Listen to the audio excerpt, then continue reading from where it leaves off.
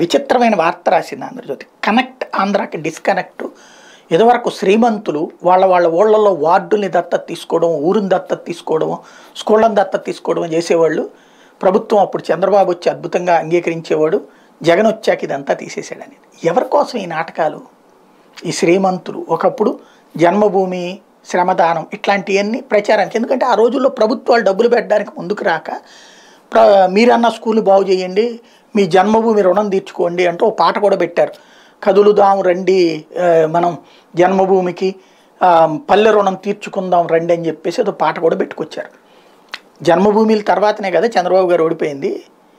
ఒక ఊరు మొత్తంలో స్కూలు బాగు చేయడానికి కూడా డబ్బులు ఖర్చు పెట్టక ఎవడో డబ్బులు తీసుకొచ్చి విరాళాలతో పెట్టుకున్నటువంటి రోజులు. ఇప్పుడు నాడు నేడు కింద జగనన్న అని రాసుకోవట్లేదు కదా, స్కూళ్ళు బాగుపడుతున్నాయి కదా, ఊళ్ళకి సంబంధించి ఆసుపత్రి పెడుతున్నారు కదా, దానికి కూడా డబ్బులు రాష్ట్ర ప్రభుత్వం కేంద్ర ప్రభుత్వం కలిసినే పెట్టుకుంటున్నాయి కదా. మరి ఇంకేంటి ప్రాబ్లం అంటే అట్లా కాదు. ఈ నాటకం సాగట్లేదు. జగన్ నాటకాలు ఆడకపోవడం ఏంటన్నటువంటిదే వీళ్ళ బాధ.